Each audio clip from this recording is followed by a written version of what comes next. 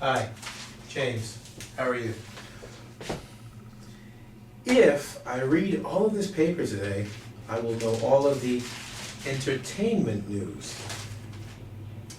You know, if I were smart, I would actually buy the whole paper. If you notice something, I use the word if. If, and then I used will and would. Now in English, will and would are actually related. Will is the present tense, would is the past of will. But what do they really mean? Today we're going to find out. Come, we're going to meet my imaginary friends. Ready? Okay, I said to you if. If is a magic word. When we in English hear the word if, we know that it's conditional on something.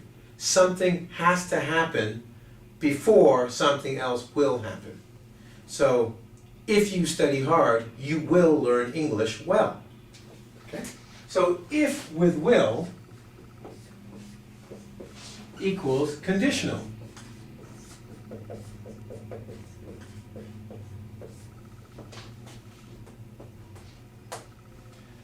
That means one thing has to happen in order for the other thing to come true. But I did say would. If I were a smarter man, I would read the whole paper. What does that mean?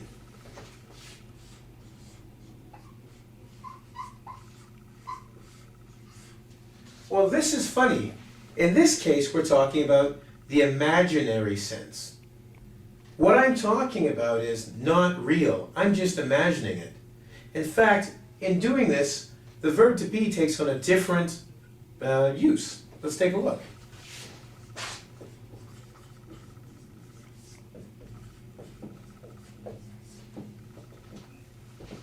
If you noticed before and if you listened, I said a sentence. If I something, man, I would be rich, or I would know more. What was that word that I used? Go back on the tape and take a look. In a second or two, the blue screen will tell you what the word was.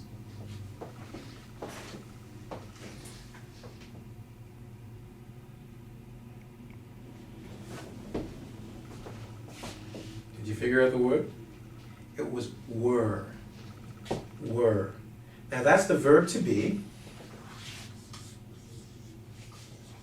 in the past tense for plural.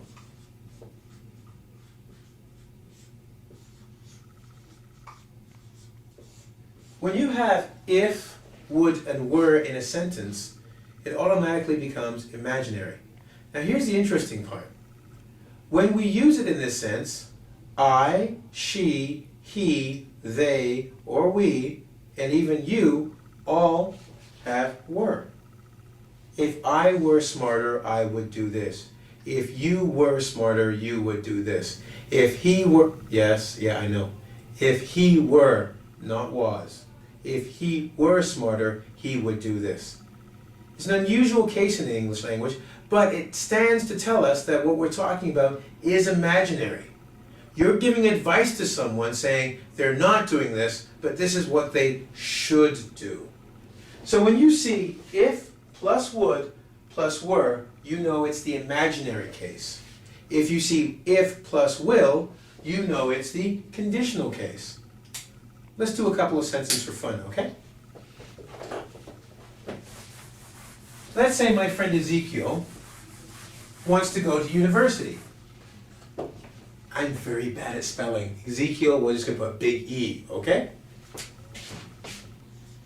Now, we want to say, we know he doesn't study, but if he did study, he would be a great student. Fantastic. Thumbs up, right?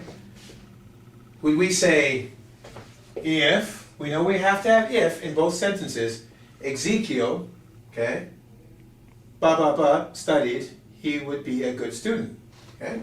If something,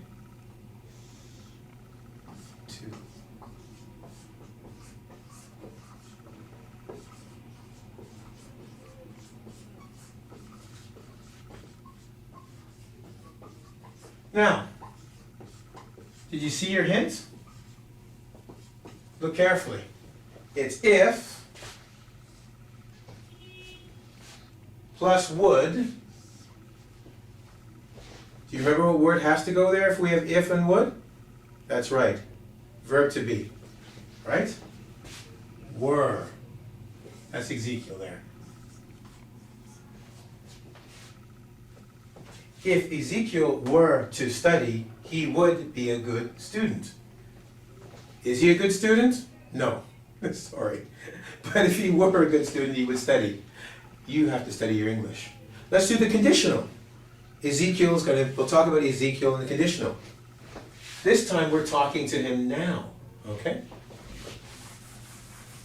And in the conditional sense, let's see how that sentence would go. If, once again we need this, right? Ezekiel. Okay. Made a mistake. Watch out.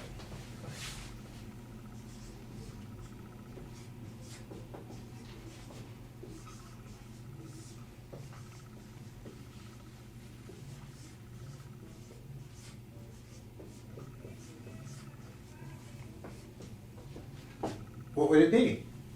If, we know it's here, now we don't have would. What would we put here? He will be a good student. That's right, it's conditional. If he studies, he will be a good student. Right? Now, if I were to pay attention to what I was doing, I would be better at the board. I wouldn't make so many mistakes. Anyway, look, hope you enjoyed the lesson. Now you know when we use will and would, and by the way, they're modals. That's another lesson I'm looking forward to teaching you, modals. Now, if we use will and would, we use them in two different ways. One is the imaginary, and one is the conditional. Look at the blue screen, it'll remind you which one is which.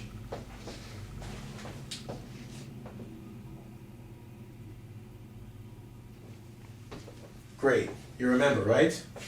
If plus will is conditional. If plus would is imaginary. And remember, the verb to be has to change to were for all conditions. He, she, I, you. You get the message. Don't have to go on. So, there's your lesson for today. I'm looking forward to working with you on other things. But the best way to get in touch with me, because I'm not coming to your house, and if I were to come to your house, you would know about it. Come to www. Ing, as in English, vid, as in video.com. There, I'll be happy to answer many of your questions at our forum, as well as other teachers that we have there. Okay? If you come there, you will learn. Have a good one. See you.